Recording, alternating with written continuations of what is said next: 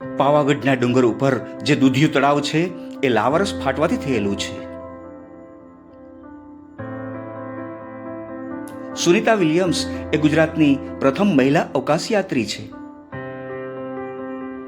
નર્મદા નદીનું પૌરાણિક નામ રુદ્રકન્યા હતું એવો પુરાણોમાં ઉલ્લેખ છે. ગરબા એ ગુજરાતનું પારંપરિક નૃત્ય છે. ગુજરાતમાં આવેલું હિલ સ્ટેશન સાપુતારાનું નામ એ સાપના નામ ઉપરથી પાડવામાં આવ્યું છે. સાપનું રહેઠાણ એટલે સાપુતારા.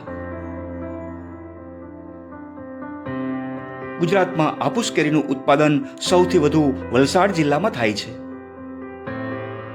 ગુજરાતમાં આદિવાસી સમાજની સૌથી વધુ વસ્તી ડાંગ જિલ્લામાં આવેલી છે.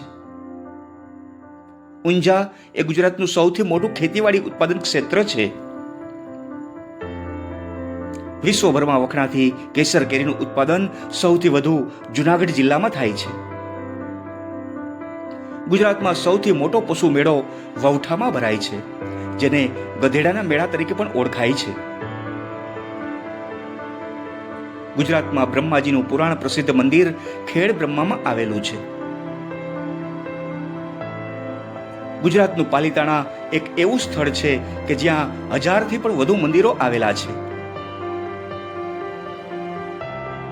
ઊંટનું દૂધ એકમાત્ર એવું દૂધ છે જેમાંથી દહીં નથી બની શકતું.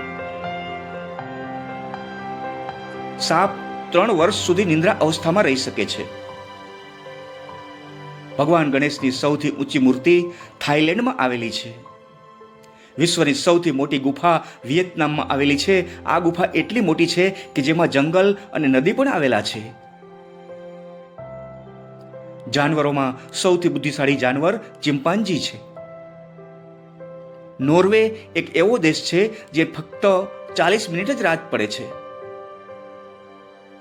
પેરુ એ વિશ્વનો એકમાત્ર એવો દેશ છે જ્યાં પર્વતો મેઘધનુષ્ય આકારના છે. વિમાનના ટાયરોમાં હવા નહીં પણ નાઇટ્રોજન ગેસ ભરવામાં આવે છે.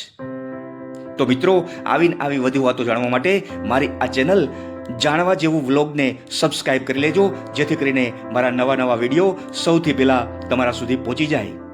જય માતાજી.